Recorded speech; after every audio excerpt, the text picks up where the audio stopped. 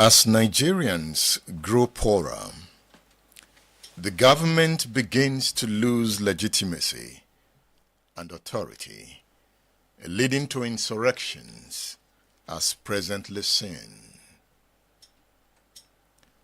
When the economy is robust, peace becomes inevitable. Therefore, Nigeria is witnessing a precipitous decline in the value it places on the lives of its people as a result of bad economy made worse by weak leadership. At this point, President Timu should rise above self-interested bargaining for public-spirited deliberations in the interest of sustainable development. We have to craft sufficient and coherent fundamental values for development. Nigeria at this time needs the rational and enduring consent of an enlightened public. I welcome you to this edition of State Affairs, coming to you from State Affairs Studio in Ibadan. Hello, Africa. Hello, the global community. Welcome to another class of politics, history, and power. I am Edmondo Pillow. Let's go. It's about Ogoniland. So, I have titled this class, When Oil Becomes Blood. Ogoniland, Ken Saro-Wiwa, MOSOP, and the struggle for social justice. It's about taking our mind back, listening to the players, listening to analysts on what happened in Ogoniland. We'll use the stories to reflect on the moment and to make projections into the future. That is the essence of the class. So I'm happy you are in class to learn and to unlearn. As usual, it's our class where we all learn. You learn from me, I learn from you. I hope you still have the numbers to call. I want to hear from you. I want to see you engage the subject in a reflective, educative, and broad manner. It is in discourse like this that we build consensus for the sake of the future. And our history is rich. Our history can be chaotic. Chaotic in the sense that events of the past led to chaotic politics that we are yet to recover from. So the story of Ogoniland is the story of the Nigerian state. It talks about the character of the Nigerian state. It talks about business, the oil business. It talks about corporate social responsibility. So let's reflect, and let's reflect deeply. You see, when you create businesses like Shell, NMPC, when you create them, the objective mostly is to add value to society. But as they add value, they also extract values in some cases. In the midst of the competition of market forces, volatility can set in. And volatility comes in the form of politics too. So volatility is uncertainties. Uncertainties are forces of want in a conflict situation. But through the patronage of the state, you can tame volatility and uncertainties. But the state can also aggravate it, like we saw in Ogoniland. You know, sometimes we talk about corporate social responsibility. In that case, businesses are compelled to give back to society. Did Shell Petroleum in Ogoniland give back to the people of Ogoni? Call it corporate social responsibility or what? But from what we saw and from what we see in the Niger Delta, the societies around oil producing facilities are in deep lack. They are suffering from environmental degradation. They are suffering from poverty, ill health as a result of environmental pollution. And the reluctance by multinationals to plow back adequate resources to host communities leads to conflict. And this conflict becomes violent as it persists. In the case of Ogoniland, oil turns to blood. Yeah.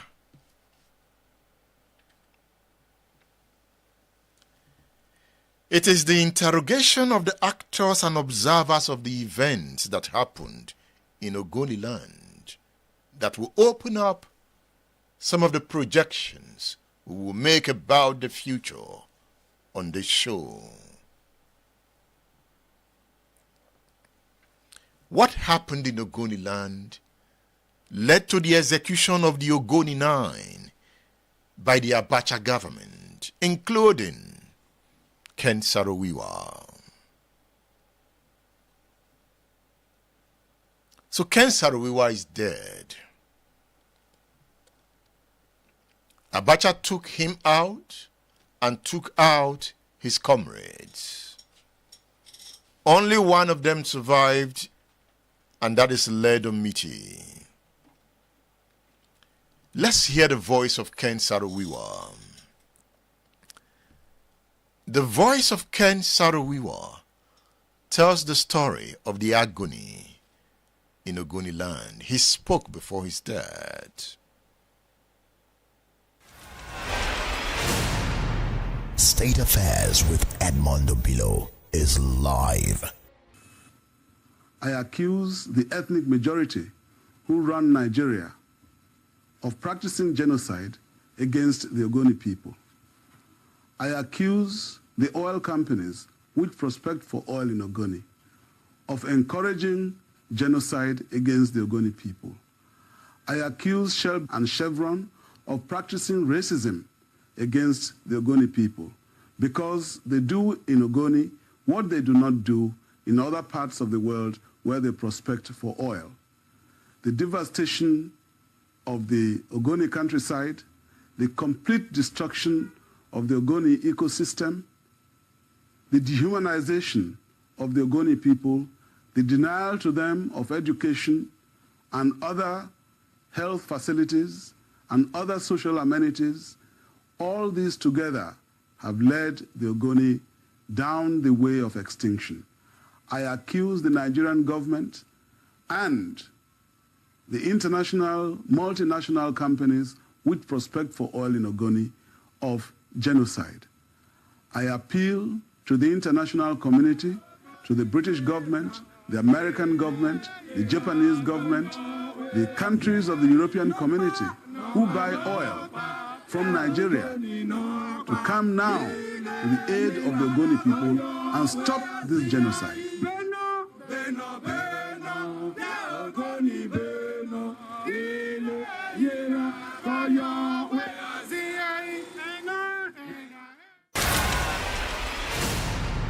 State Affairs with Edmondo Bilo is live.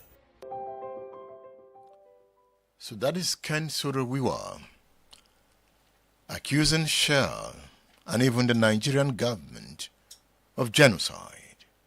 He reminds me of Ojukwo's speech during the Civil War, also accusing the federal government of genocide. In 1956, oil was found in Nigeria in a joint operation of Royal Dutch Shell and British Petroleum. Production began in 1958, and they were joined by other foreign companies in the 1960s after the country gained independence from Britain. Not long into the exploration, that the reluctance by multinationals to use profit to the development of whose communities led to conflict.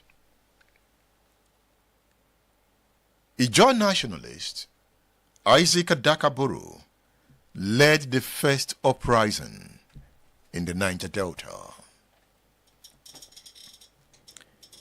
In the early years of Nigeria's independence, Adakaburu was in the forefront of the campaign for minority rights in the Niger Delta. He formed the militia, Niger Delta Volunteer Force, demanding a good share for community of the proceeds of oil.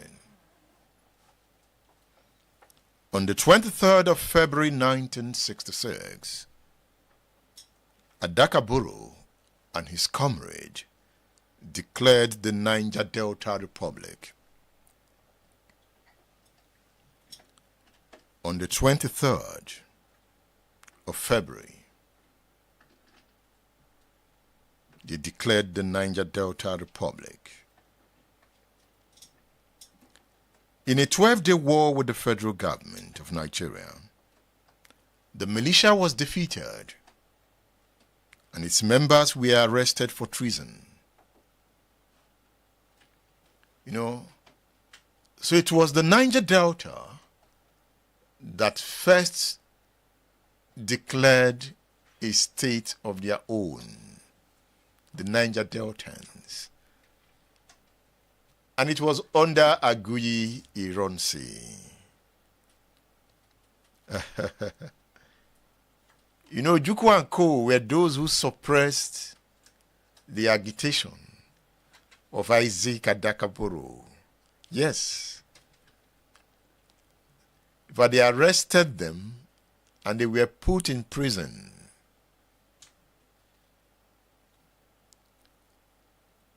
So these guys declared a state of their own under the leadership of an Igbo military officer. And they were checked by mostly Igbo officers from my research, Ojukwu and Co. So what it simply means is that as at February 1966, let's assume that Igbo officers at that time believed in the unity of Nigeria. So there was no intention to break away at any point. There were also officers from the north who checked Adakaburu. But the Nigerian military at that time was led by an Igbo officer. The reason I am explaining it on the basis of the Igbo question. Having said that, in a 12-day war led by Adakaboro, the federal government suppressed the demands of Isaac Adakaboro's army, known as the Niger Delta Volunteer Force. Take note, the Niger Delta Volunteer Force came back again at some point. History. At the outbreak of the Nigerian Civil War in May 1967, Isaac Adakaboro and his comrades were pardoned by the federal government, and they were enlisted to fight the war on the Nigerian side. You know, he was killed mysteriously. I have seen a military officer who is ready to tell me the story of how Boro was killed during the war. I hope to bring you that story if the retired officer did not change his mind. Isaac Adakaboro was killed on the 9th of May 1968 near Okrika. Born on the 10th of September 1938 in Oloibiri, where oil was first discovered, Boro left the University of Nigeria in Nsukka, where he was studying, and he was the student union president of UNN, that is in Nsukka. So he left that position as a student to pursue his 12-day revolution. Interesting, right? These guys were tough. A student union president wanted to fight for his people. They had vision. They were revolutionary in their ideas. That was then. You know, his revolt is the first armed uprising against independent Nigeria. As the struggle simmered, it blew up in Ogoniland against government and oil companies. See, there was a Biafran war from 1967 to 1970. That war has blown up again in the struggle in Igbo land of the moment. I don't know the dimension the struggle will take in the next 3 years, but it has become violent. And it's going to take different dimensions as we go. I hope you know. Did we learn from the bloody Nigerian Civil War?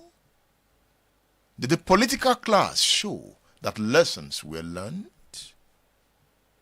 You can see insurrections springing up in different parts of the country. Militia groups are being born by the day. The country is extremely violent. The political leadership sponsors violence to win elections. The police is overtly violent against the people it was created to protect.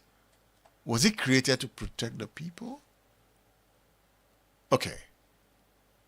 Pretentiously created to protect the people, but mainly to protect the political leadership that oppresses the people.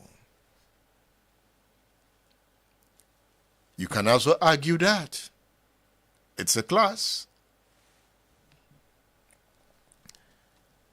Non-violent opposition to oil companies by the Ogoni people in the early 1990s was born out of the contamination of their land and the lack of benefit from oil revenues.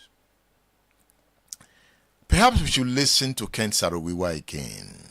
Yes, let's listen to Saro-Wiwa talking about genocide, let's conceptualize some ideas from his thoughts. Okay, let's feel it. I accuse the ethnic majority who run Nigeria of practicing genocide against the Ogoni people. I accuse the oil companies which prospect for oil in Ogoni of encouraging genocide against the Ogoni people. I accuse Shell and Chevron of practicing racism against the Ogoni people because they do in Ogoni what they do not do in other parts of the world where they prospect for oil. The devastation of the Ogoni countryside, the complete destruction of the Ogoni ecosystem, the dehumanization of the Ogoni people, the denial to them of education and other health facilities and other social amenities, all these together have led the Ogoni down the way of extinction. I accuse the Nigerian government and the international, multinational companies which prospect for oil in Ogoni of genocide. I appeal to the international community, to the British government, the American government, the Japanese government, the countries of the European community who buy oil from Nigeria to come now to the aid of the Ogoni people and stop this genocide.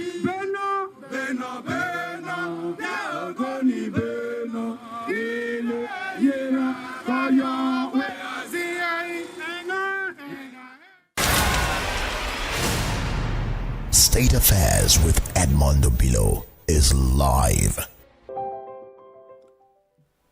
Yes.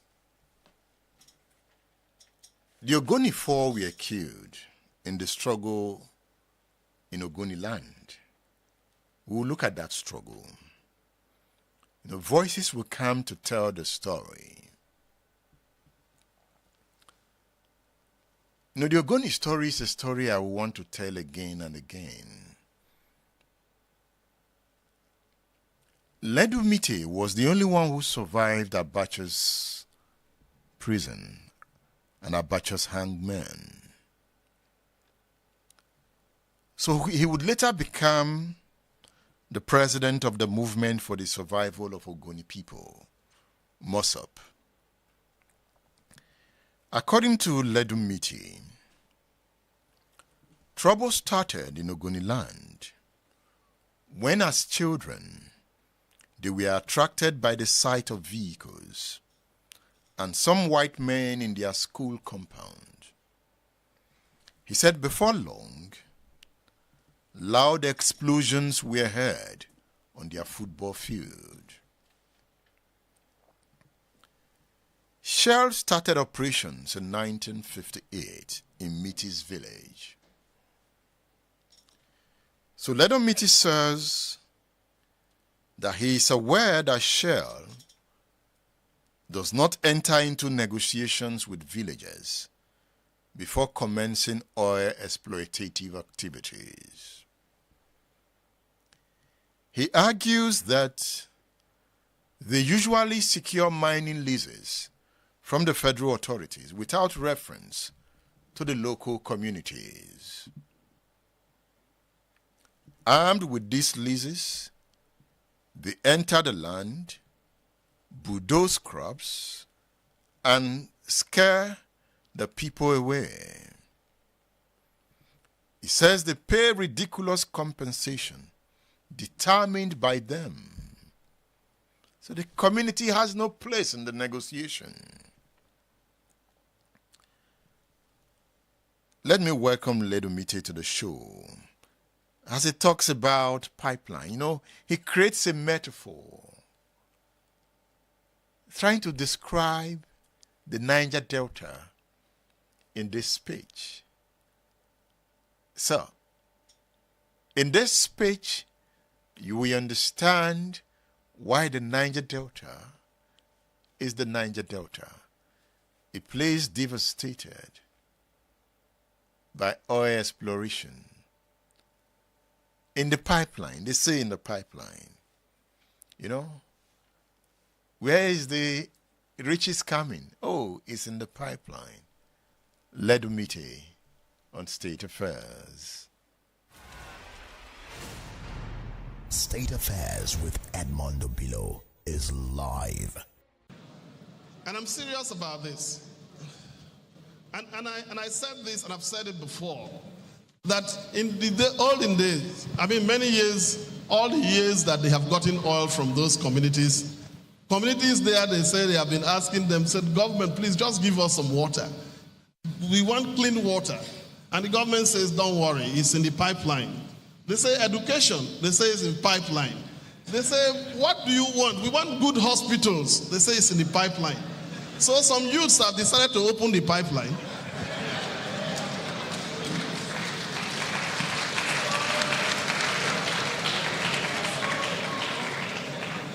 They decided to open the pipeline so that these things, instead of waiting, what their parents were waiting for did not come, they can open it and see what actually this education and everything can come. And what I'm saying this on a more serious note is that many people do not even know that some of the problems, how did all this, what you call militancy in the Niger Delta started?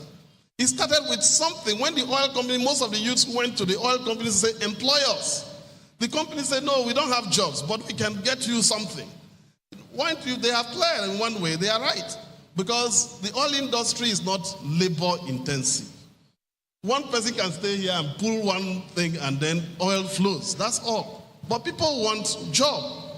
So they started with some policy that many of you here do not know about. They call it stay at home. What it meant is that don't worry us. Stay at home, we will pay you. And they were paying as much as 30,000 to some youths in communities. Now, you know, these things happen when the company has finished. They move out. So you paid someone who had no 10 kobo, 30,000 for doing nothing. Now, and you want to go. Maybe you don't want to pay again. So these people start holding you that we want money. And you bring MOPOL to stop them. So they find a counter to the MOPOL. And that's how the militancy and armed thing started. So some of the practices of the oil companies themselves led to what we have reaped.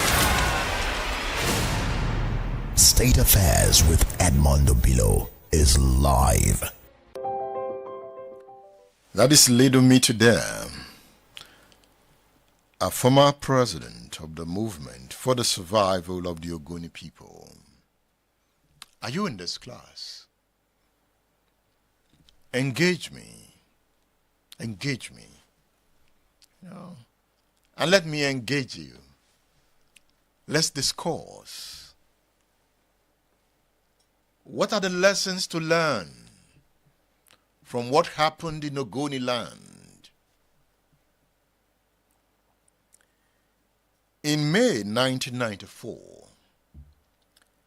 young persons are grieved from the suspicion that some of their elders collaborated to shortchange the people of Ogoniland, descended on the palace of the paramount ruler, that is the Gberemene of Gokana, killing 4 elders of the land, top elders.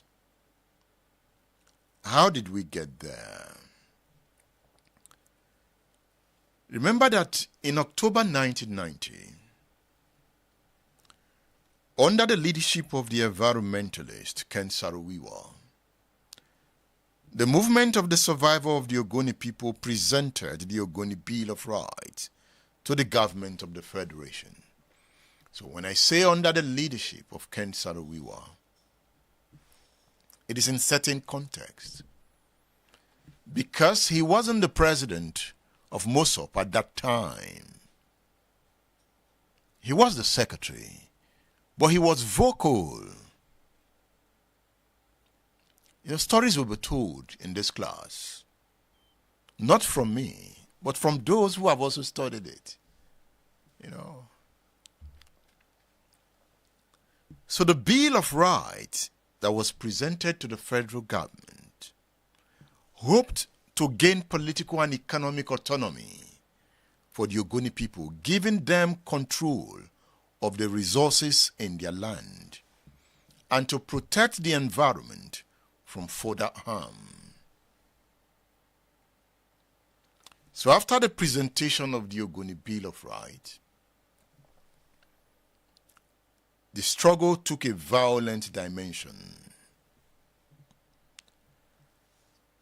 So in May 1994, young persons who believed that some of the elders of MOSOP and Ogoniland were working against the Bill of Rights decided to descend on the elders. So this day they went to the palace of the paramount traditional ruler, Beremene of Gukana, where the elders were holding meetings. They invaded the palace and took out the elders. It was a bloody day. They felt the elders were collaborating with Shell. And these were top elders. So that the elders are known as the Ogoni Four.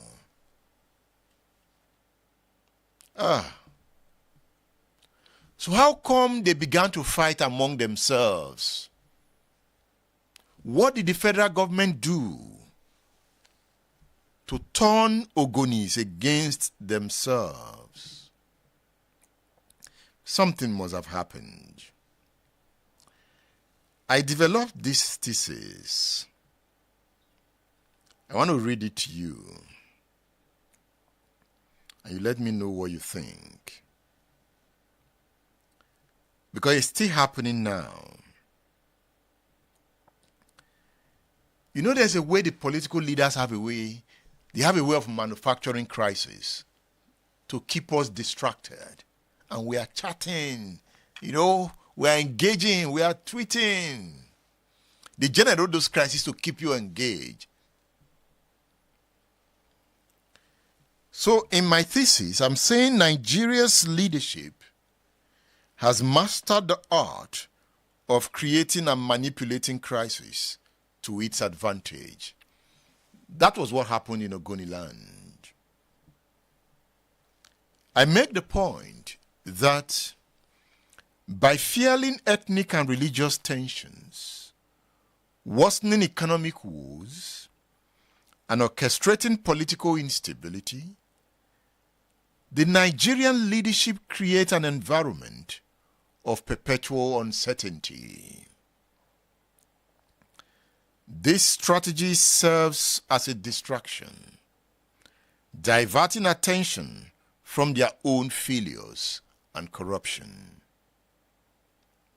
By keeping the country in a state of constant crisis, they justify their continued hold on power, claiming only they can navigate the worsening landscape. That was what they did in Ogoniland. And they turned Ogonis against themselves. Ken Saro-Wiwa, the Ogoni Nines on this side, and the Ogoni Four and their families on this side. But the Ogoni Four were bloodily taken down by young persons known to be members of NICOP, the youth wing of MOSOP. I don't know if you've seen this book entitled When Citizens Revolt, written by Ike Okonta. I want to quote from the book. Okonta says, "The angry crowd that gathered in Gyoku on the 20th of May was a child of this bloody repression." He says in Gokana, NICOP officials had reason to stop the meeting of the notables. They feared that the moderates gathering on the eves of the delegates' election were hatching a plot to subvert the democratic will of the Gokana people. This was during an election for a conference which Ken Saro-Wiwa lost. He did not win that election. You know, Matthew Kuka will tell the story here. So just hold on. I'm breaking down the story of Ogoniland. So in the book, Ike Okonta continues, but they certainly did not contemplate cold-blooded murder. They knew too well what the consequences would be. He says government officials did not conduct investigations into the grisly events of that afternoon before they declared Ken Saro-Wiwa and NICOP officials guilty of murder and arrested them the next morning. So it was due to the killing of the Ogoni 4 that the federal government arrested Ken Saro-Wiwa. Ike Okonta in the book When Citizens Revolt says before the killing of the elders, the Rivers State military government set up the Internal Security Task Force to check the rising tension. To some, Saro-Wiwa's nemesis is a man then known as Major Paul Okuntimu. He later became a brigadier general in the Nigerian army. Okuntimu is no more. I think he died 2 years ago. Yes, he died 2 years ago. That's General Paul Okuntimu. But then he was a major. He was appointed by the Rivers State military government to head the Internal Security Task Force to check the violence in Ogoniland. So it was Okuntimu's task force of the Abacha regime that went into Ogoniland to arrest Saro-Wiwa and MOSOP. Yes. I had the opportunity to talk with Paul Okuntimu 9 years ago. I spoke with him. I asked him what happened in Ogoniland. So let's go back to that interview where he talked about the death of the Ogoni 4. He explained it in his own way. Let's reflect. State Affairs with Edmondo Bilo is live. Now, who killed the 4 elders? The 4 elders Yes. was killed by the NICOPs. Were they sent by Ken? They were recruited by Ken. Were they recruited, or NICOP was an organization on its own? Does it just germinate like seed? Were they not sons of Ogoniland? Even if they were, because of the class of their age, because of their formative stage, because of their inability to be able to reason like you and myself, because they lack intellectual engineering. You see, they are easily motivated negatively. What were the elders doing in the palace at that time? They were called by Bidimini Gokana to celebrate the appointment of one of Ogoni's sons as commissioners. And they equally want to address some situation on the ground so as to end the feud that engulfed the entire Ogoniland. So they call all the elders. So their intentions were misread. By who? By those who invaded the palace. No, they only took advantage of coming together to hit on them. The purpose of the meeting is different from what they met on the ground. Even though somebody like Bade will not attend, somebody like Kubade will not attend, because Kubade, Letton, Bade, Birabi, and so many of them, they know the role that Ken is playing, and they are never friends. They were never friends. What was the role that Ken was playing? He usurped the power of the leadership of MOSOP and kick off all those that were before all those that were before him. For the interest of the Ogoni people or for self-interest? He has self-interest also. But he was also fighting for the people. If he was fighting for the people, then he wouldn't have done some few things that he did in intention. He has some selfish motives. These were the crimes you accused Ken and his group of committing. You said, one, they deposed legal traditional rulers and installed new ones. Mm-hmm. That they refused to allow local government chairmen to carry out their jobs. Exactly. That they set up their own law enforcement and Yes. security agencies. Exactly so. That they set up their own judicial processes. Exactly so. That they invented the term vulture as a means of dealing with the enemy. It's a code, yes. They introduced cannibalism. Exactly. When you say cannibalism, how do you mean? I don't want to go into that now. Why not tell us? No, cannibalism is a simple definition that anybody can go into dictionary and get out the meaning. Okay, let me remind you of what you said in the Oputa panel. Yes. You said on that fateful day, Yeah. I went around Gyoku village Yeah. for a rescue mission without success. Mm-hmm. The following day, May 2nd, Yeah. the search continued Mm-hmm. until reliable information took us to the spot where the Ogoni 4 were butchered and roasted for consumption. Butchered and roasted for Yeah. consumption. Yes, Is that the cannibalism you're talking about? No. Just continue. You have not finished. It was me that picked the bits and pieces of the bone thrown away together, Exactly. which I brought to the government house And in this- a bag Yes. for the military To administrator's see. press briefing. Exactly. That's true. Then the cannibalism, are you sure they consumed the body of the 4 elders? Well, what I saw was what I gathered together. What I gathered together was what I took into the bag. And what I took into the bag is what I took straight. State Affairs with Edmondo Bilo is live. That is General Paul Okuntimu after he retired from the Nigerian army. I knew it was hard for him to grant me that interview, but somehow I convinced him to talk to me. And we spoke. We had about 1 hour, 20 minutes interview that day. I just brought you a part of the interview. He was a major then when he was moved into Ogoniland to go deal with Ken Saro-Wiwa, MOSOP, and NICOP.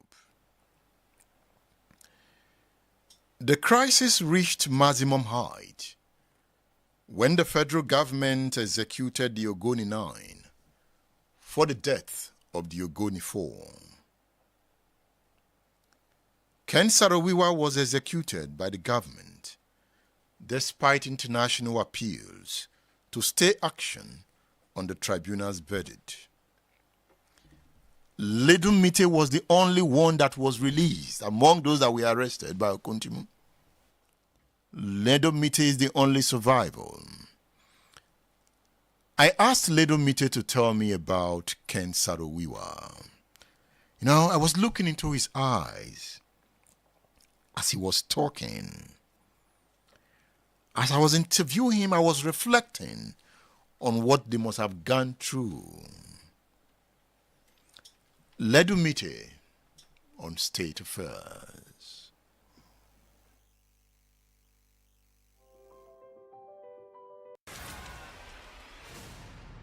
State Affairs with Edmondo Bilo is live.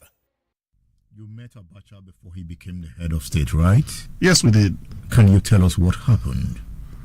Well, it's, some of these are stories that I thought I should put in my memoirs, and but clearly, because you've asked, I've had an occasion, I think, where Abacha flew myself and Ken specially to a meeting in a plane from Port Harcourt to a meeting. That was when he was, I think, defense minister or so, and we had lunch together, where he wanted an insight into what he thought was the Ogoni problem. And we spoke with him.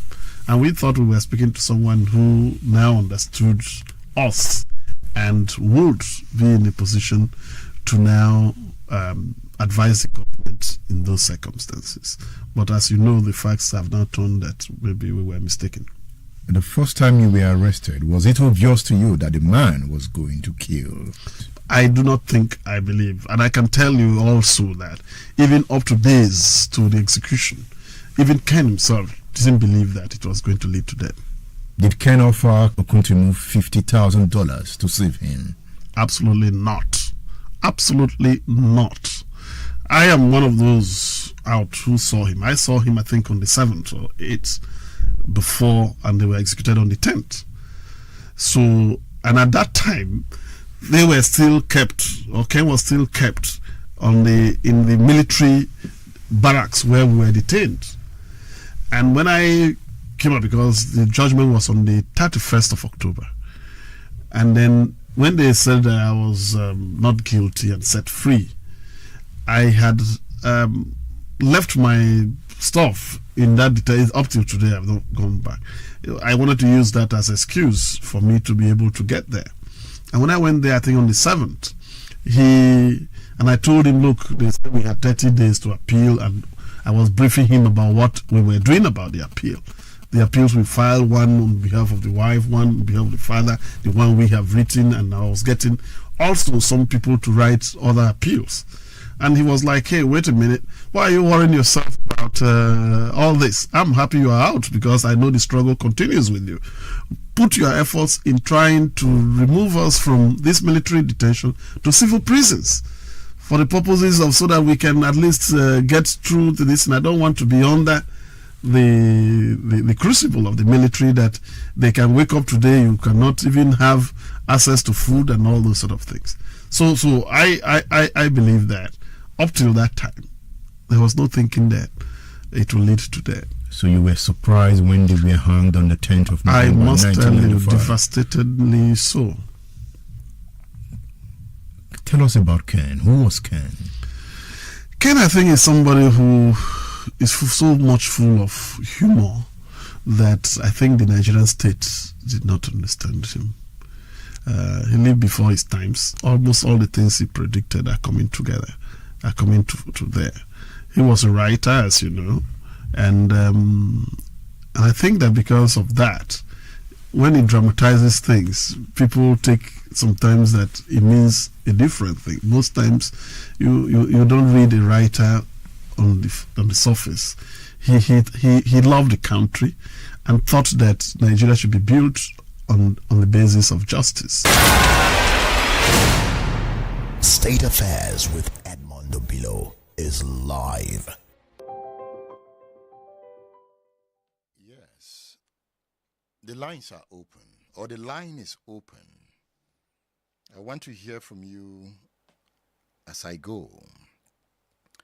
So call the studio line, that is 080 309 18449. The number is on the screen.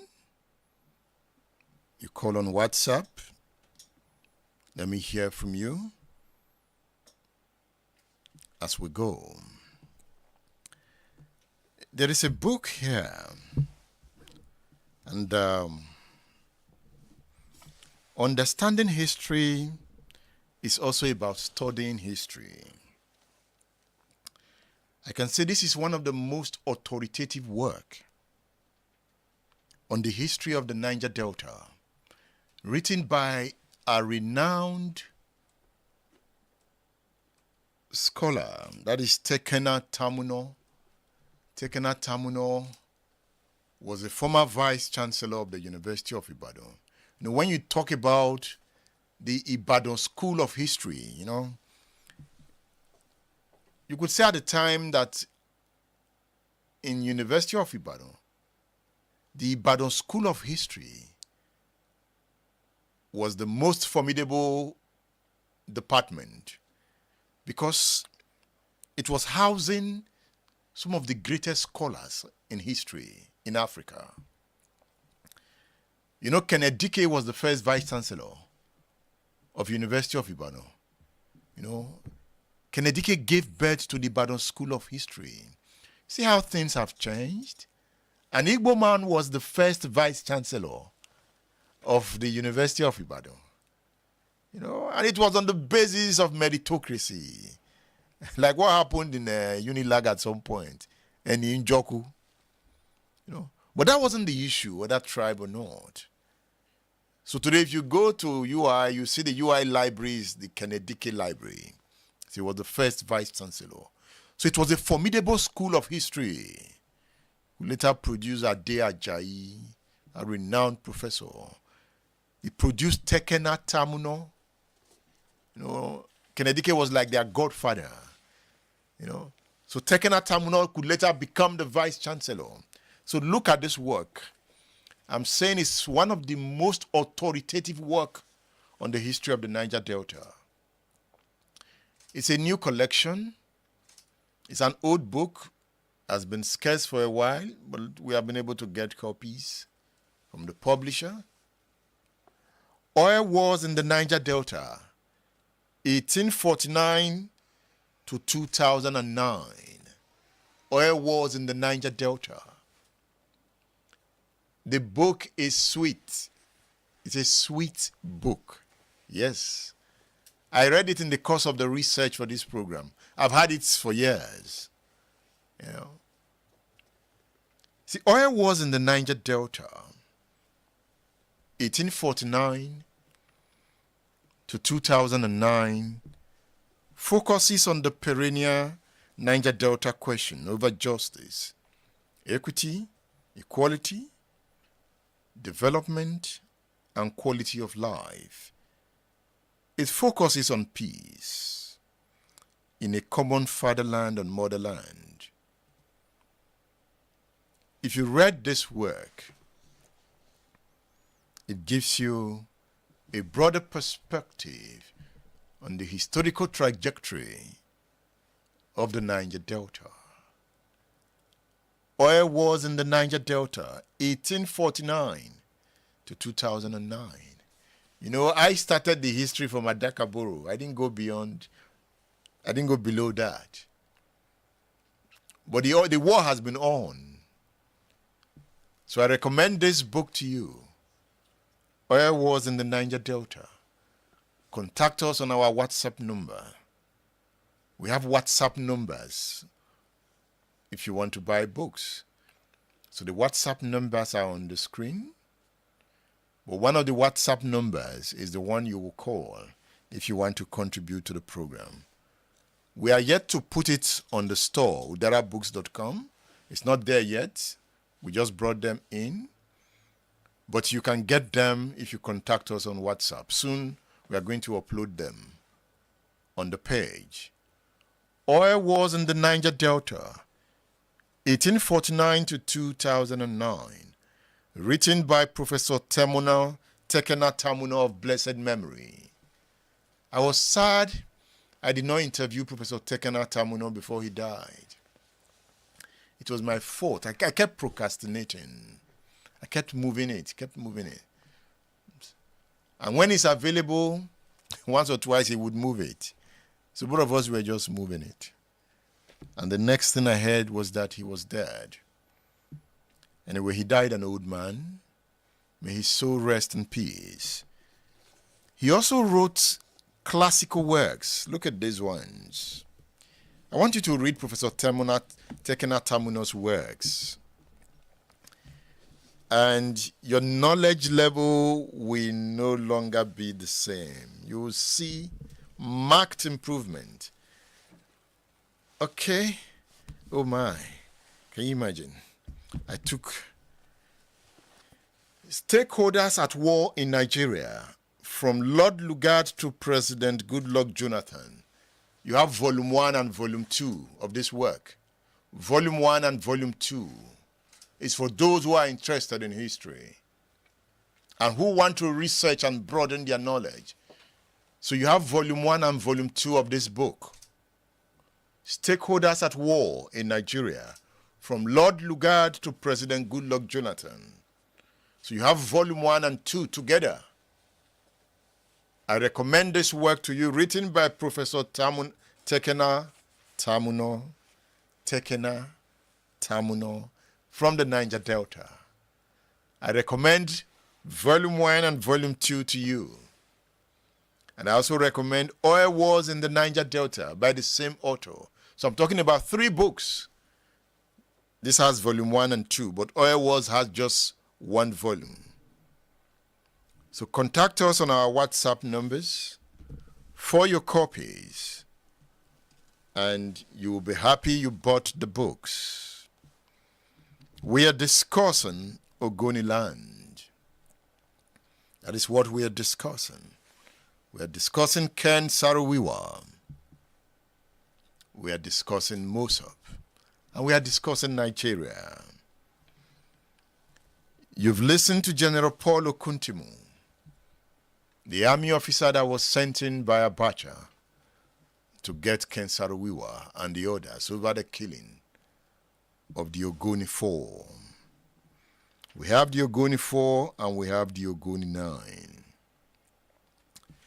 You see, the killing of the Ogoni 9 escalated the agitation against Shell and the federal government. The struggle grounded Shell's operation in Ogoniland, and Shell never moved back. The struggle in Ogoniland triggered militancy in the Niger Delta.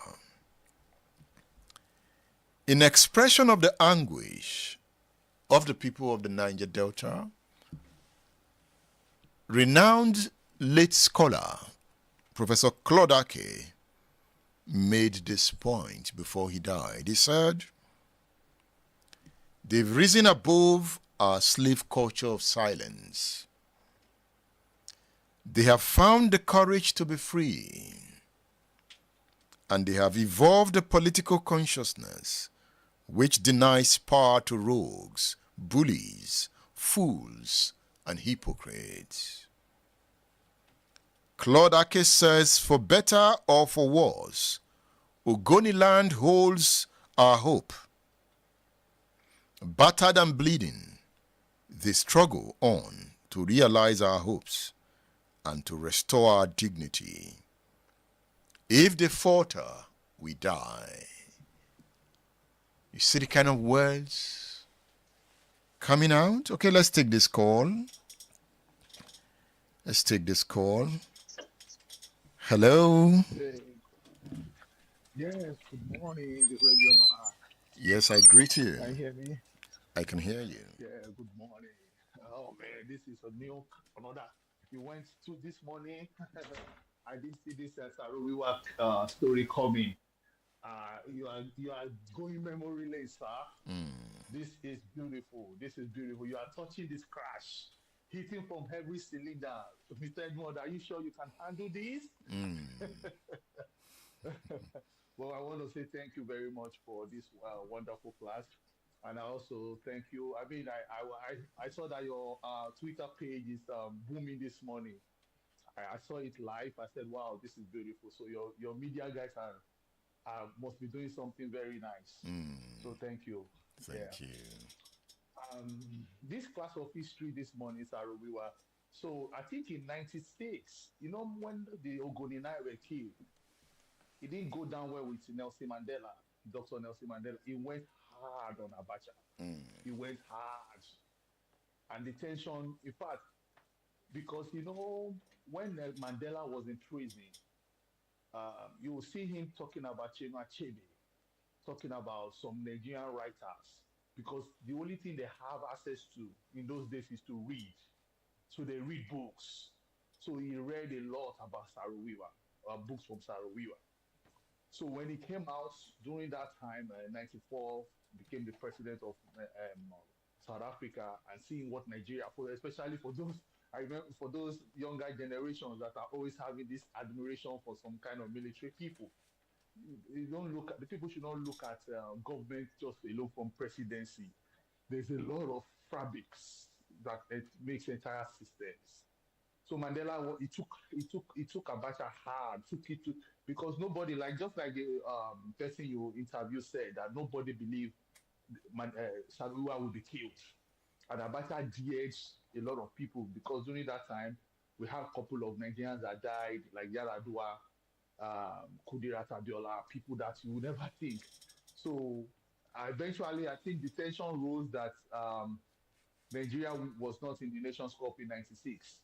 and they have banned Nigeria because of that. A lot of factors also played a role, but this Saro-Wiwa death instigated the fight. I mean, it was one of the things that created the fight. And I remember my own Reverend Father, John Orrock, he cried on the altar. He was an Irishman. He cried on the altar then, back then, 95, 96, when the Saro-Wiwa died, because he was an environmentalist. So my father then was also an environmentalist. So it was a very beautiful moment to me. I mean, this is a very, very ugly moment in history, and I really thank you for bringing that. We also mentioned something which I really appreciated this morning about the meritocracy that was in the academic system, the meritocracy during our poor DK, DKUI, you know. I mean, this, and that's one thing I think the Western region did very well. That academic period, it was meritocracy until the issue. It still goes back to that issue that happened in the Wild West, because that thing kind of played an ethnic role with what happened in University of Lagos between Professor Sabiru Biobako, and Erin Joku. Until date, the University of Lagos. I mean, that's to date, the University of Lagos, they have to pass a law to. I don't know when we can discuss that, but it's one area that, you know, when you bring this history, it brings those memories. Because in University of Lagos, it was also a very, very crazy moment where ethnic had to play the role in choosing vice chancellors of and I think in some states today it still has the same role where ethnic has to play a role before you can become the vice chancellor of that university, or you have to be a student of that university. But the one that happened in Unilag between Professor Biobaku and Njoku, yes. And I try to remember, I think it was Maje Kodumi or so, that was the Minister for Education then was nominated by Samuel Ladoke Akitola, because when he had the merger with North, so he brought in some cabinet ministers. So he brought in the Minister of Education, who now reversed that decision of the VC, University of Lagos. You know, but you know, the thing is that I like it that you are balancing these conversations, because sometimes I see people crying when they call. I'm sorry. When I called in on Sunday or last week, we were talking about the Mama Vasa, the coup, the 19.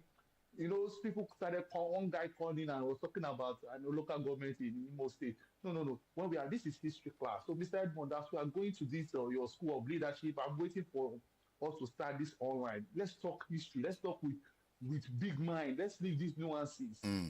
You know, let's understand when we start talking about how much is Congo in the market, how much is rice in it won't take us anywhere. Let's talk about, you know, I listen to your YouTube page every day. I was listening to one pass you did on you're talking about the spiritual part. You're talking about the witches, the wizard, the roles they play. There's the way you call, there's the Baba you brought in, isn't there's the way you were putting it, the role the spirituality plays in power. And I was like, wow, Mr. Headmore, you are scratching things, man. You know, we need to open our mind and leave these nuances, because I understand where you're going from. We are trying to hit the foundation to understand the dynamics, even from beyond what people see or what we read in newspapers. Because sometimes some of these books you're selling just are not in the pages of papers. Even when they are there, the details is in the devil is in details. Like David Umahi said, the devil is in the details. There are some things you can't just read it and run with it. No, you have to, you know. So I mean, thank you very much, Mr. Edmond. Yeah, thank you. And I did a flyer for you. I posted it on your X platform. Okay. Yeah, thank you very much. Thank you. Rich conversations. Thank you. I always enjoy him. You know, and he's also grounded in history. Let's study. Let's understand where we are coming from. Yes, every history must have different sides. People will argue. It depends. Yes, and I like it. I like debate. We don't have to agree. But again, when you meet superior opinion, you know, let's adjust. The line is open. I want to hear from you.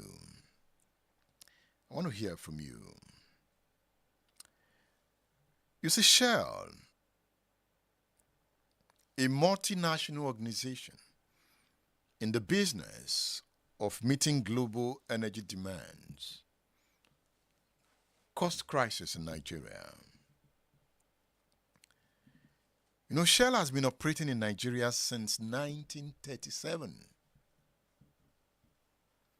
exploring and producing oil and gas onshore and offshore.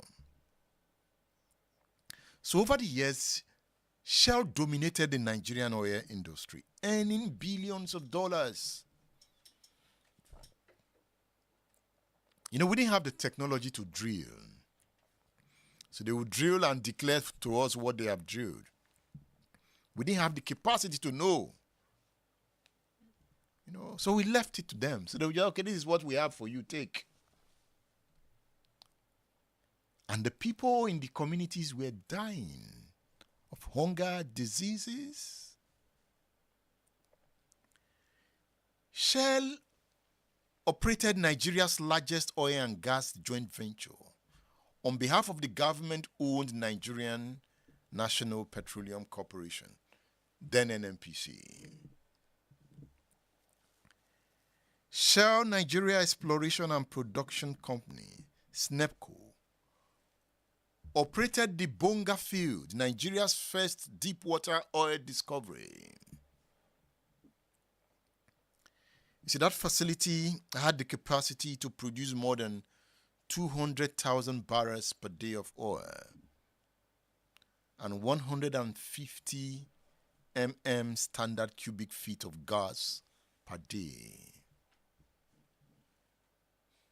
Shell produced about 70% of Nigeria's gas supply. It was huge. You could say Shell was even more powerful than our government. Because Abacha, Babangida, they all dance to the tune of Shell. So when you talk about political power, it's not just those in politics. The multinationals are tools for political power. They represent their government anywhere they operate. And because they come with the technology, you must dance to their tune. And when you force them out, they have a way of sponsoring violence.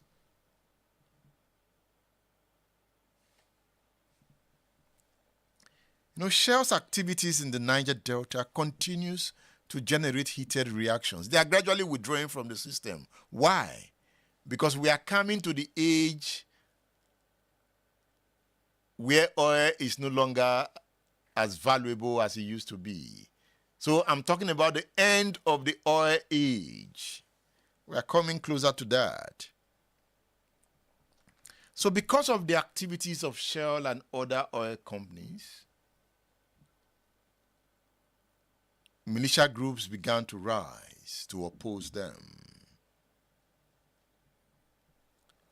I'm talking about the end of oil. Let's reflect on that as we go. The end of oil.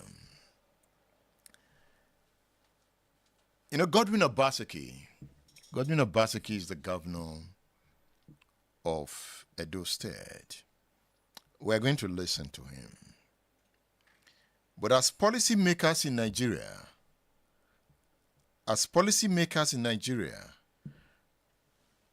truly, are policymakers in Nigeria truly looking beyond oil? You know, when Buhari was there, he said to diversify from oil, we need oil revenues. Yeah, I think he was right to some extent. But the oil revenues, what have we done with it? Yeah, we have frittered it away. You know, conferences have been held to deliberate on Nigeria's economic future beyond oil. I remember one of such conferences, the 2013 conference of the Nigerian Guild of Editors, with the theme Beyond Oil. Discussants at the event looked at the consequences of Nigeria not thinking beyond oil in a fast-changing world. Hello. The world is thinking beyond oil. And if you listen to State Affairs of 2 Saturdays ago, I was talking about lithium.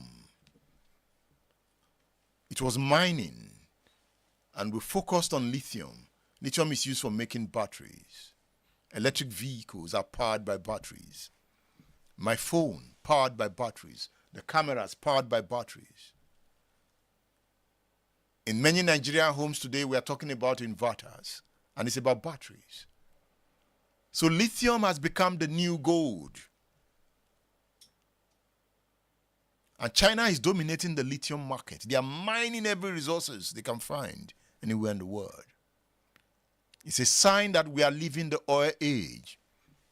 So if your car is not powered by battery, why do you need petrol? And we have electric vehicles in the market now. They are even in Nigeria now. So the world is thinking beyond oil. In the 25th October 2003 editorial of The Economist titled The End of the Oil Age, the magazine stated that advances in technology are beginning to offer a way for economies to diversify their supplies of energy and reduce their demand for oil, thus loosening the grip of the product on the countries that don't produce it. That was in 2003. The Economist wrote that editorial 21 years ago. So they've been thinking ahead. The magazine noted that the only long-term solution is to reduce the world's reliance on oil. They dictate what happens. So that is why you can see Shell is divesting from Nigeria. They are leaving. We don't need your oil anymore. Take it. Eat your oil. Have it. And the environment have been devastated. Sheikh Zaki Yamani, Saudi Arabia's oil minister from 1962 to 1986, in the year 2000, that's 24 years ago, said that 30 years from the year 2000, that is 2030, there will be a huge amount of oil and no buyers. He says the Stone Age came to an end, not because we had a lack of stones, and that the oil age will come to an end, not because we have a lack of oil. Okay? So I have brought that to you, just to tell you that what did oil produce for Niger Delta? It's a devastated area. Our politicians also joined the devastation. So let's talk about Shell. I want General Paul Timu to come in. What happened? Was Shell providing the Nigerian army weapons to kill Ogoni people? What happened? So Paul Okuntimu will tell us the story of Nigerian soldiers and Shell. The program is State Affairs. State Affairs with Edmondo Bilo is live. I think Ogoni crisis was the first operation I have read in history where casualty of soldiers was more than that of the civilians. Are you sure? Yeah. I lost 18 soldiers and about 13 Ogoni civilians died. Who killed the civilians?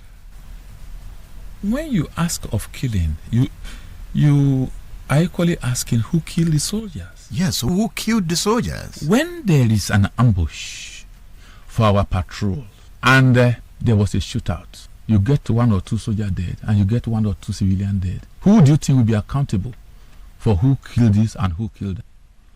Ambush is a spontaneous attack that you never expected. You suddenly found yourself in a fusillade of fire, of bullets. And if you are 30 in a vehicle or in a convoy moving, and then you are ambushed, there is a dramatic anti-ambush operation that every soldier in the world knows. So if they say I should not shoot at anybody, that is, if there is any parading, what I can call demonstration, you see, in order not to allow them to cause disharmony or burn houses or do this or kill this, then you can aim at the leader and then kill. Such is what I was told not to do. And in the process of even demonstrating, they were shooting at my men. But we withdraw. We carry our casualty and we go back. But in the situation of ambush, if you say you wait and you don't play the role of anti-ambush operation, then you'll be court-martialed because you yourself had refused to put into practice what you are taught to put into practice. So we can conclude that your soldiers killed 13 Ogoni civilians in self-defense. Just like they killed 18 soldiers in attacking us. So at that point, the battle line was drawn. No, it was not done in a day. It was done over 3 years. And your soldiers went into the town to rape women, children, kill old men, in order to carry out orders given from above. That is a language of unfair representations of our patriotic action in Ogoniland. How come the Western media did not see that patriotic zeal? How many Western media sent their representative to Ogoniland like Newswatch to come and see what was happening? Even Nigerian media did not see your patriotic zeal. Even Tell, that was the most vocal paper, did not send a representative. Let me take you back to one of your statements. Yes. You admitted Yeah. that Shell contributed to the logistics through financial support. To do that, we needed resources, and Shell provided this. Not me. You didn't say that. It is a quotations of propaganda against my personality. You didn't tell journalists. I was always against Shell for what they had been, and I always represent Ogoni's interests when it comes to defending the dehumanization of their land, of their people, of their daughters, of their sons. So are you saying that Shell did not sponsor the Nigerian army to Shell invade did Ogoniland? not give one kobo. Shell did not give a vehicle. Shell did not say thank you to anybody. Do you know what Shell used to tell me? Shell will tell you that the federal government owns 60% of the Shell's operation in Nigeria, and that the federal government is defending the interest of that particular share percentage that they own. That they are not defending the interest of Shell. They are defending the interest of what they own in what Shell is operating. And they did not do anything that was appreciable to me as a person and to my own to my men. And it was reported that you drove in a Shell truck and you came to a public square in Ogoniland where you shot a young man dead. What is the name of that place? But did you do that? What is the name of the place that we drove to? Let me tell you how it was put. Okay. In the Ogoni village of Korokoro, Timu stormed the village in his usual malevolent and frenzied manner in a Shell's vehicle and personally shot dead poor Udebari Nna.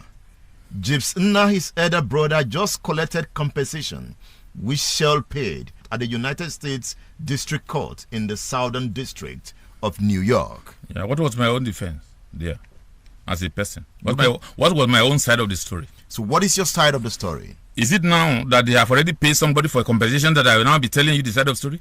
But what do you have to say about this? I have to tell you that this is just part of the black propaganda that they have put forward in order for them to be able to earn compensation, which they have already gotten. State Affairs with Edmondo Bilo is live. Paulo Kuntimu, what do you have to say? What do you have to say? Call the studio line. That is 080-309-18449. Call our studio line. You can call us on WhatsApp.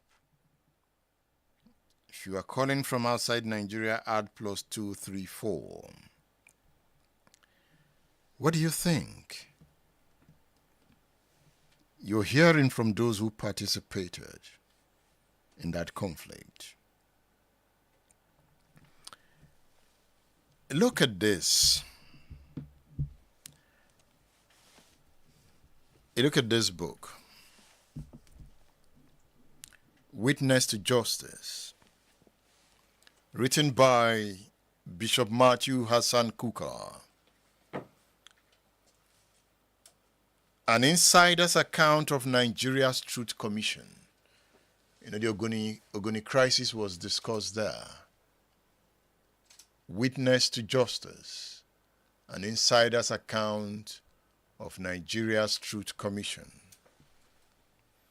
I'm going to discuss this book soon with the author, especially with regard to what happened in Ogoniland. But before then, I want us to listen to Dr. Yemi Farumbi. Dr. Yemi Farumbi will look at the Niger Delta contradictions. He will try to make sense of that contradiction in the Niger Delta. Farumbi is a political philosopher. I say he's a deep thinker. He's Nigeria's former ambassador to the Philippines. He's a renowned broadcaster. Yemi Farumbi on State Affairs. State Affairs with Edmondo Bilo is live. In my view, Niger Delta people are suffering. I have a lot of sympathy for them. But when you bomb the pipe, you create another oil spillage. We're already talking of some oil spillage that have been there for 5-10 years that had not been cleared. Now you bomb the pipes, you create an oil spillage. You have no land again, you have no water, you have nothing. You are creating an environmental problem even for yourself. Does that show sense? Perhaps that's the only way they get positive responses from the government and the international community. I do note that there are other ways you can, in fact, get positive response. Saro-Wiwa died. Yes. Adakaboro died. Yes. They didn't succeed. Again, Adaka, by good president, wanted to do it by violence. And he had the capacity to confront the enormity of Nigerian military. Saro-Wiwa was addressing a problem that nobody seemed to understand. What was he talking about? He was saying, you people have been collecting money on behalf of our people, and you have privatized all this money. Either as obas or rulers, money has been coming from both government sources and oil companies. And what did you do with the money? You put it in your pocket. And that was what led to what he did. That these people, they've been stealing our money. We tried them. But nobody seemed to listen to what he was talking about. Even the Niger Delta people, perhaps they didn't appreciate. I believe that when they are canvassing for more money, when they are attacking the Nigerian state for more money, they ought to ask themselves, what have we been doing with the money we got? Because even when they get this more money, they are more likely to spend the money that way. But what I'm really talking about, I've had the privilege of consulting with various groups in at least 2 national conferences. And the kind of response, the kind of unified response you expect from the Niger Delta delegate at national conferences, you don't get it. Why?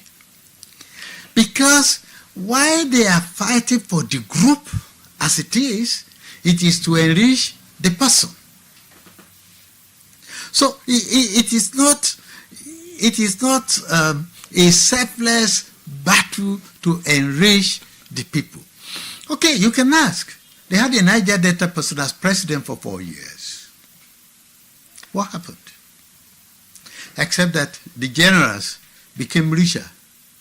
What happened? Did they have more electricity supply? Were the roads better done? State Affairs with Edmondo Bilo is live.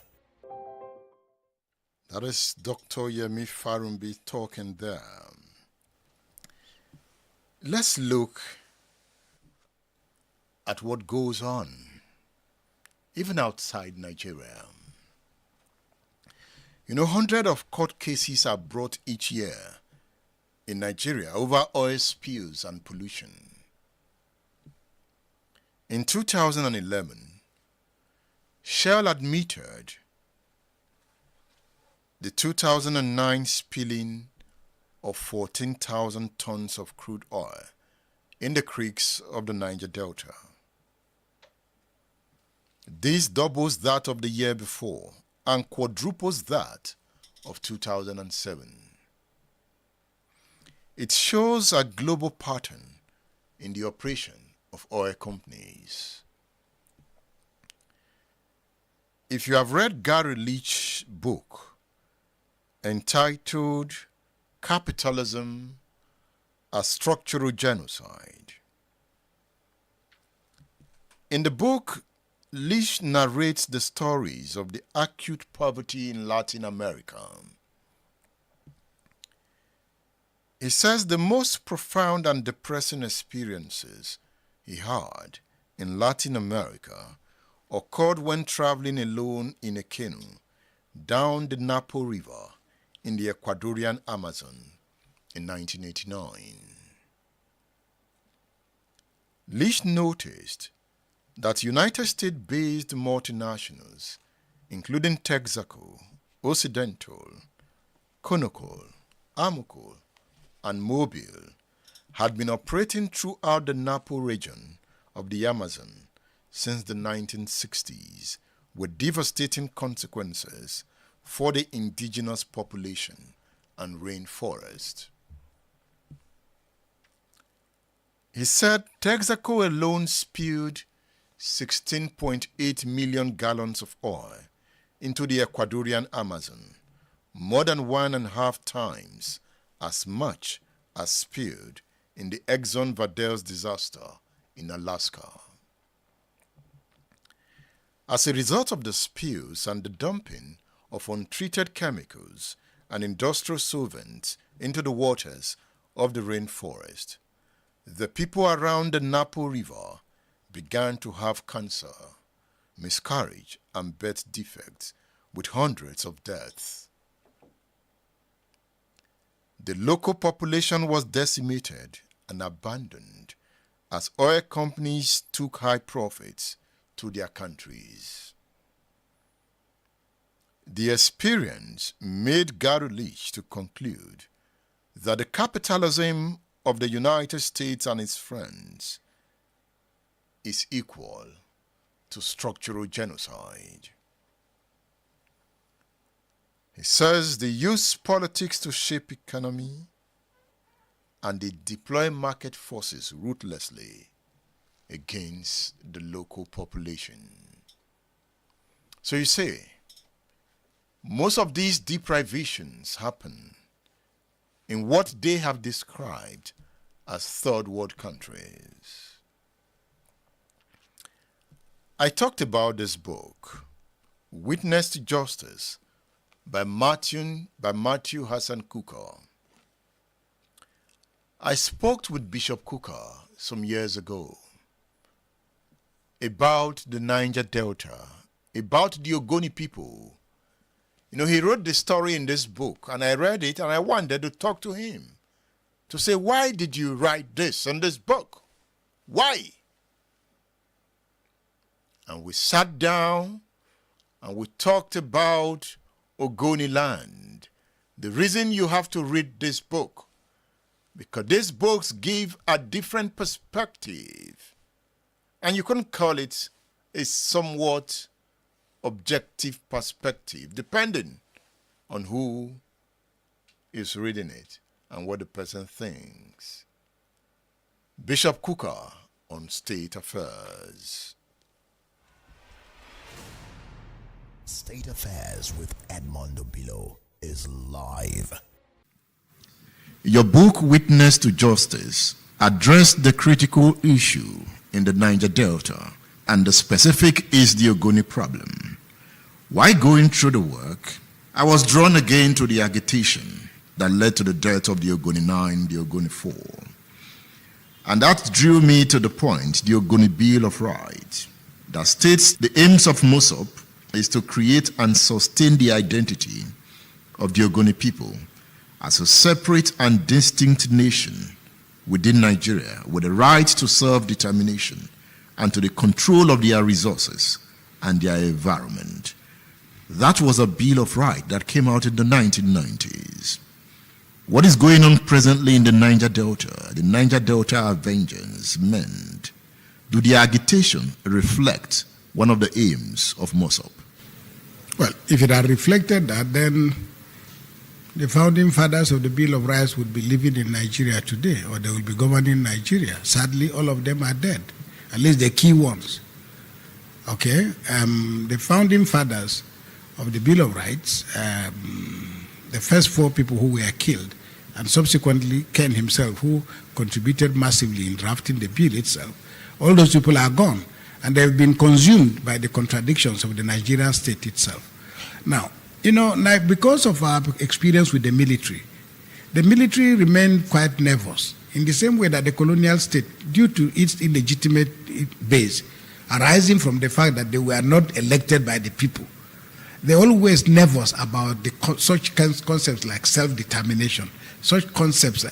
This is why a lot of the first generation of our independent leaders ended up in prison.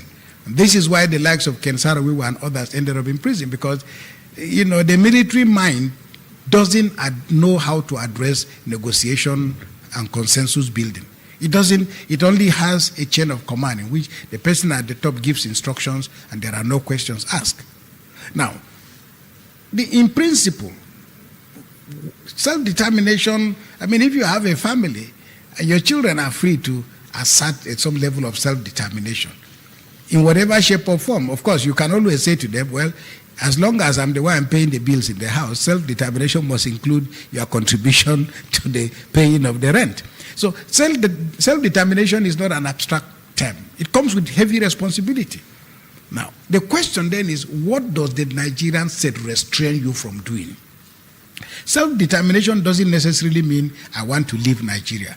When families quarrel, after all, a man and a wife, there are cases in which a man carries his wife's things and throws away and says, I don't want this marriage again. A month later, they are back together. So, really, the Ogoni Bill of Rights and the entire Ogoni struggle was a direct assault on all that was wrong with the Nigerian state. Its incapacity and inability to use the resources of state judiciously for the welfare and development of their people. And had Nigeria done that, the Ogoni people, the argument would have been redundant. Now, today, the Avengers, the IPOB, all these things are purely metaphors for defining everything that is wrong with the government of Nigeria, its inability to listen to the voices of the voiceless and respond to the crucial issues of the weakest part of the society. While going through your book, it seemed you blamed Saro-Wiwa and those that believed so much in him for mismanaging the Ogoni agitation. I don't like to use the word blame, because Ken himself realized too late, because there was a tension between both Ken and the leaders and founders of MOSOP. Ken could tell us at the time that he was the brain behind it, and you disputed that claim. Well, I disputed that claim not based on my own assumption, but based on empirical evidence, which I presented in the book. We had Ken's voice We didn't hear the voices of the Kobanis. We didn't hear the other voices in Ogoniland. And of course, don't forget, if you read the book, my interview with Kobani, in which Kobani actually makes the case that, look, we did not want to leave Nigeria. We were not agitating for separation. We just wanted fairness. We wanted equity. And the crisis started when Ken moved from being the secretary to being a spokesman of MOSOP. And Kobani makes the point that they saw Ken on CNN making statements that had not really been properly, that were not properly a reflection of what their beliefs were. And the fragmentation that arose, again, the evidence is there. So for me, it's not a question of blaming somebody, but I think that perhaps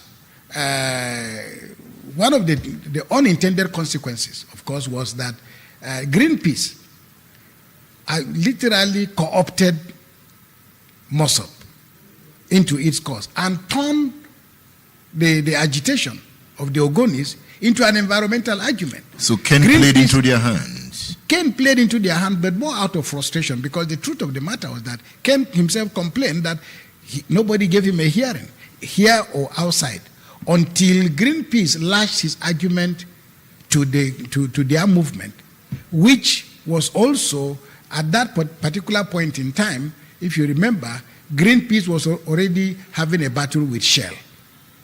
So it was really a question of my enemy's enemy is my friend. And Greenpeace had their own agenda. And Greenpeace was a foreign organization.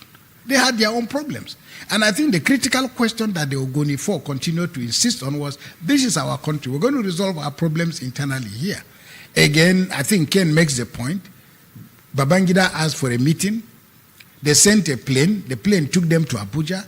They sat down. They had a conversation. They had a discussion. And again, in Kobani's interview, Kobani says very clearly that Ken's passport had been seized by the Nigerian government. They pleaded and Ken got back his passport, because the question was, how do we, and the government meant well, because Babangida says, we need, because Ken's argument was, look, Shell is not treating us the way other oil companies are treating their people. And the question was, okay, let us have evidence of what is happening elsewhere else in the world. And when Ken got back his passport and traveled out of the country, as the story went, it was then that he had this linkage and then appeared on CNN. And of course, the international media sucked into that, but again, had their own agenda. That is the reason you said MOSOP played bad politics and Saro-Wiwa got carried away. Absolutely, in the sense that, look, again, when you have problems as a friend, as a family, contesting those problems does not necessarily mean end of friendship or end of a relationship. And I think the critical question was, perhaps the media created the mistaken impression that this, that Ken was larger than life. And that was what when you listen to the other side, which we had very little of, but most of which came up during Oputa panel, it was that we didn't have a conversation. Then, of course, you remember, in the 1992 election or so, when they were electing people for the National Assembly, for the Constitutional Assembly, Ken contested for those elections and lost. Now, for somebody who believed he was fighting for his people, and for somebody who will come to that test, vital test of his popularity and what people thought of him, to suddenly lose the election was not a small thing.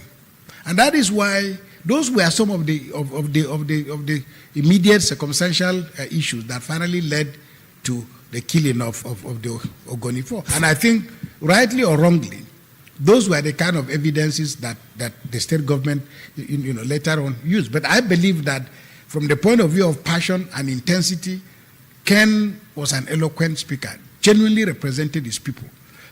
Well, of course, what then happened was that the devil was in the details, and the devil simply, let me use that expression, took advantage of the situation, and the movement lost, its focus. State Affairs with Edmondo Bilo is live. What do you think? You can hear the stories I was interrogating the point Bishop Kuka made in this book, Witness to Justice. You know, it's a good read. Get your copy on udarabooks.com. udarabooks.com. I was interrogating this book with Reverend Kuka. He's the author of the book, and he has explained it in his own way. So you can get a copy of this book on udarabooks.com, or you contact us on WhatsApp. Our WhatsApp numbers are on the screen. I'm ready to listen to you. You can call in now. Somebody called in while Kuka was talking, so we couldn't pick that call. We're not going to stop Kuka's interview. So you can call in now. That is +234 80 999 18449. So that's the number to call. Let me hear from you as we round off the program. I hope you have taken away some lessons. So what are your reactions? There's this book. Okay, that's the last book I'm going to talk about. I'm going to talk about it. Do you know how to be a Nigerian? Have you seen this small but powerful book, How to Be a Nigerian, by Peter Enahoro? You can buy many copies of this book and give them out as gifts. Anybody you give this book to after reading it will be happy. How to Be a Nigerian by Peter Enahoro. You know Anthony Enahoro? Yes, that popular politician of the First Republic. A popular politician of the First Republic. This book was written by his younger brother, Peter Enahoro. Peter Enahoro died last year. He was a renowned journalist. These were the renowned journalists of the 1960s, 1970s. He's also the author of Then Spoke the Thunder. That's a book on Nigerian history, Then Spoke the Thunder. I didn't bring it here, but you also find that book on darabooks.com. That's a big book. But this one is a funny book about how to be a Nigerian. I recommend it to you. You will enjoy it. This is like an encyclopedia. The Nigerian Century. The Nigerian Century, edited by Dari Babarinsa. The Nigerian is a big book, glossy. It's a glossy book. You read about the South, the history of the South. You read about Oba Eweka of Benin. You read about King Jaja of Opobo and Nana of Ishekiri. You read about Nigeria and the world. Nigeria and the world. Ibrahim Babangida with Queen Elizabeth of England. You see that picture? There's a picture of Sir Abubakar Tafawa Balewa and British High Commissioner Coming Bruce. Now, these are the kind of works you should have in your house. You see the story of Murtala Muhammad, Obasanjo and Mandela. You read that here. A land of living history. You read about the three titans. Who are the three titans? Obafemi Awolowo, Nnamdi Azikiwe, and Ahmadu Bello. You see them here? The three titans. It's a big book, hardcover. The Nigerian Century, edited by Dari Babarinsa. Everything about Nigeria, business, history, politics, and power. It's like an encyclopedia. Get your copy on udarabooks.com, or you contact us on our WhatsApp number. So what happened? The Ogoni struggle, what happened? Were there mistakes made? Remember, only one person survived Abacha's hangman. That is Ledumiti, among those that were arrested. Ledumiti survived. So I asked Ledumiti, what happened? What were the problems? Were there mistakes made? How come Abacha arrested them and dealt with them? Was Ledomite lucky to have survived? You will say yes. He was lucky to have survived. So Ledomite comes in now to tell the story of what happened. Ledomite again on State Affairs. State Affairs with Edmondo Bilo is live. Were there some wrongs that were committed during that struggle? Obviously, there might be one or two things that happened that clearly you do, and we saw certain things that we didn't like. Did you warn Ken Saro-Wiwa then that he was taking it too far? No. It's not a question of warning this, but clearly, when we saw that certain things didn't go well, there are cases where even Ken and myself arrested some youths who did certain things which we felt were infracting the law, and we had them arrested. But the youths were working for MOSOP. They were not. I mean, clearly you can see people who might use. I mean, at that stage, every person that happened was always, it must be MOSOP that is doing that. We clearly. I mean, I cannot say that Ogoni society was without its own crime. That's why I asked if NICOP was a mistake. No, but if this every youth that you see there that you say is NICOP, you must be registered in that sort of a situation. But we had occasion, and I'm saying so. And if you see even the judgment of that tribunal, one of the areas that they said they made to say that they said, well, there were evidence because one of the guys who testified on the prosecution with the I cross-examined him, and he admitted how many times I used him, a police officer. Stephen Hassel, he's still in the police, and he admitted how many times I used him to arrest youths that were doing things that we felt were criminal. I mean, they were who committed crime. At that point, some people felt that NICOP youths were cannibals. Well, I do. Did you hear about that? Did you read about it? There are all sort of things that people say many times because about it. The corpse of the Ogoni 4 disappeared. Well, that again is a different matter. We were out there. At a stage there were conflicting views. Even the law enforcement agents, Como and Okuntimo, held a press conference in which they said they now had the remains of those people. I mean, so these are all sort of stories. What is your impression? But I hate to go into these issues for one reason. The reason is that the Ogonis have done remarkably well in reconciliation. That today, those families of those 4 and what you call it, we are on perfect, and we've all realized that we were being used against each other in order to destroy our people.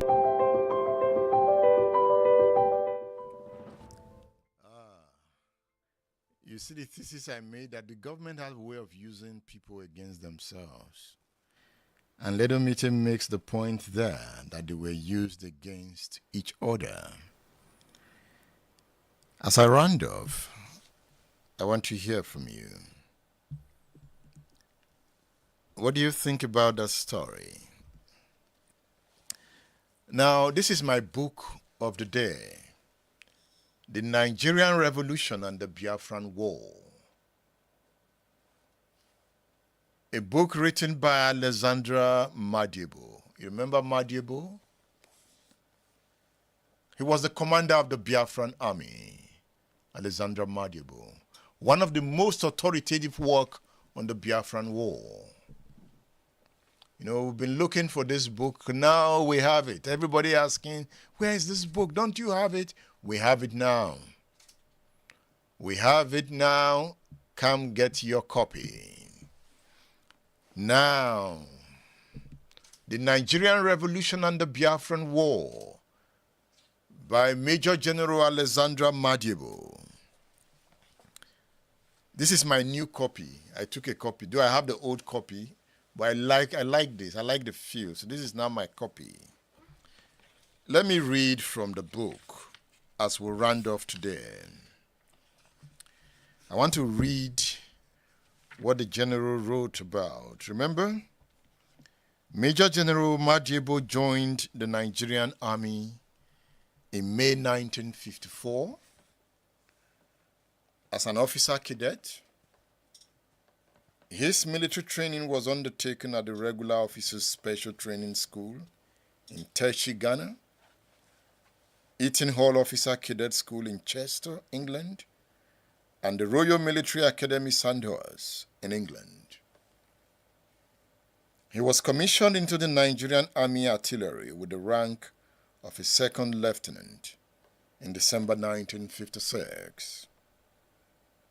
He took part as troop commander of the Reconnaissance Squadron in the Cameroon Uprising and in Kinshasa, Congo. Before returning to the Congo in late 1962, he served in Ibadan as the adjutant of the 3rd Nigerian Battalion during the political crisis of that year. Alexander Madiebo returned to England and the United States for further studies in 1963 to 1964 and became the first regimental commander of the Nigerian Army Artillery Regiment in July 1964. During the Nigerian Biafra War, he first commanded Biafra's 51 Brigade for 2 months before assuming full command of the Biafran Army with the rank of Major General from September 1967 to the end of the war. Look at what he wrote here in the preface of the book.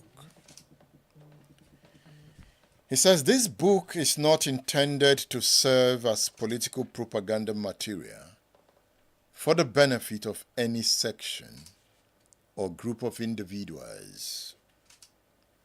It is rather a genuine attempt on my part to render a dispassionate account of the Nigerian Revolution and the Civil War, which took place from January 1966 to January 1970. I believe I owe it as a duty to Nigerians particularly, and indeed to the rest of the world, to initiate a post-mortem on those events which I was deeply involved. First, as the head of the Nigerian Army Artillery, and later as the general officer that commanded the Biafran Army throughout the war. I believe the world would like to know why it was necessary for some army officers in Nigeria to topple their civil government in January 1966 in order, as they claimed, to ensure that Nigeria remained united and stable. I'm reading from Alexander Madiebo's book entitled The Nigerian Revolution and the Biafran War. I'm reading the preface. He's telling us why he wrote the book. I'm sure many people would like to know why the tremendous joy and happiness expressed by all Nigerians in support of that coup appeared to have been short-lived.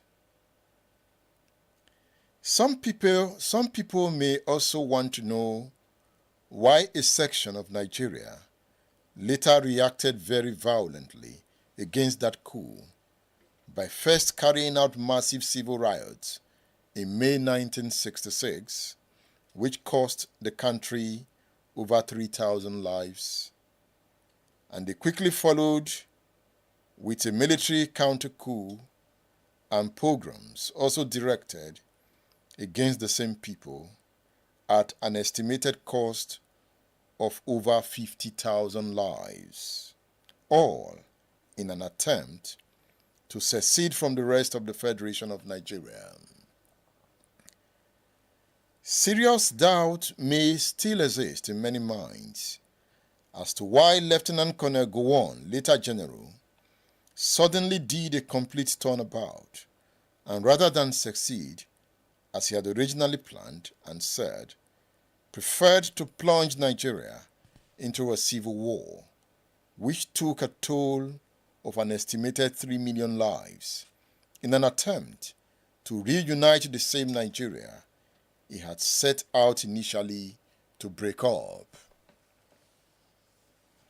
Most important of all is that those who made up Biafra and the rest of mankind may like to read authentic eyewitness accounts and inside stories of how Biafra fought a war with virtually nothing and yet survived for almost 3 years under a total blockade and complete isolation from the rest of the world.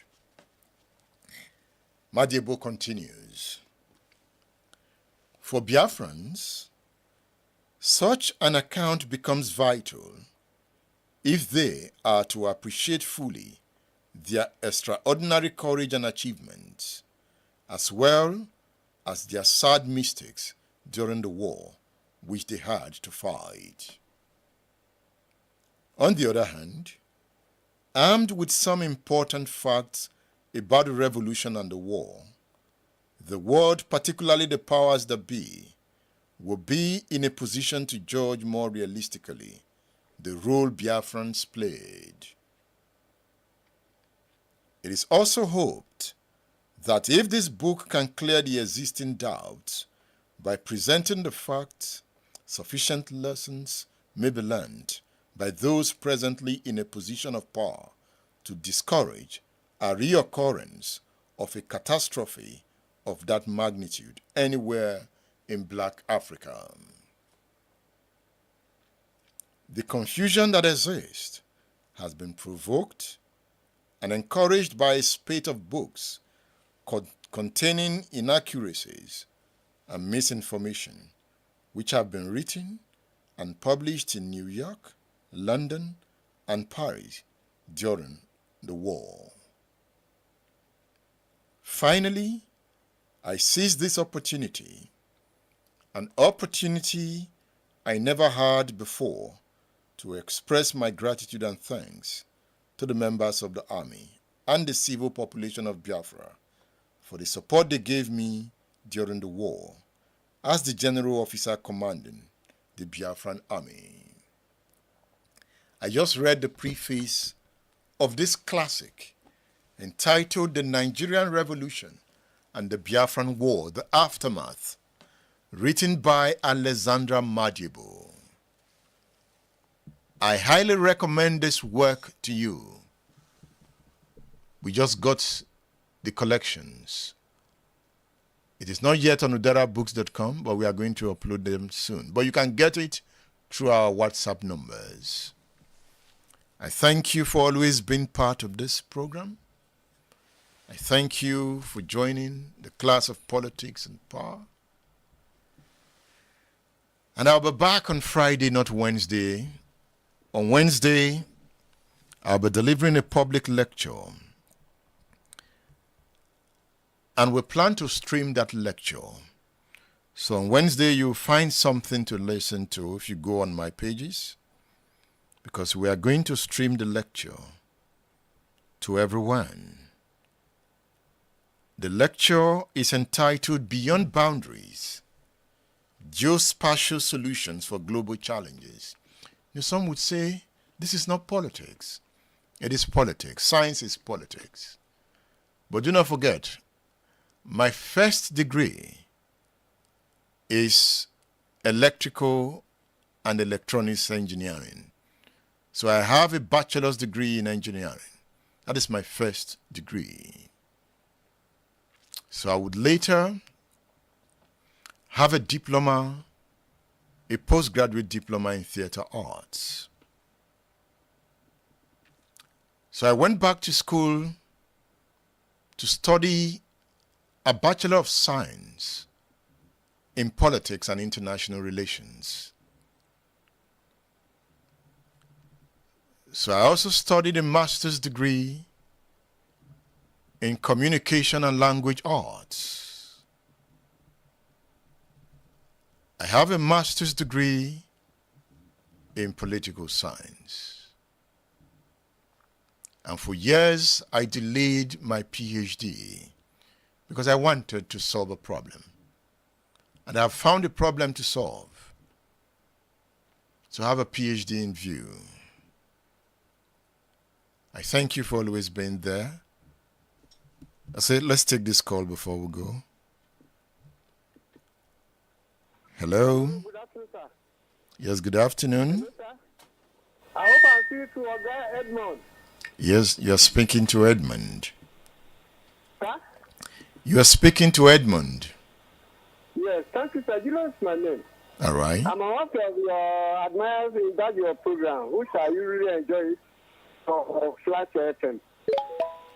Thank so I'm one of your admirers in that program. So and I really enjoy your program. Thank you. Very educating. Very educating. I'm grateful. Thank you. But I need one assistance from you, please. Okay. My age is about 70 years now. And I come to you now, I have not eaten this morning. I don't know, maybe you can send something to me, I'll refund it back. When I send it for data, is here to materialize to me. I'm a bad person, but I work in data, but it just stopped when all this crisis started there. So I don't know, whatever you can say to me, so I can have something to eat in my sleep. All right, that's noted. That is noted. I'm on a live program now. I will call you back. Okay? Okay, thank you. All right. You, sir. I'm grateful, sir. All right. Thank you. Times are hard. Times are hard. Thank you for always being there. I was talking about a lecture I'll be delivering tomorrow. So I'll be delivering the lecture at the Nigerian Institution of Surveyors Plaza in Ibadan. The title is Beyond Boundaries, Geospatial Solutions for Global Challenges. So join us tomorrow on this page. We will stream that lecture. If you check my pages, you will find the flyer. I am Edmondo Pillow. See you on Wednesday, but not on this program. But on Friday, I'll be back in the studio for another history class. Thank you.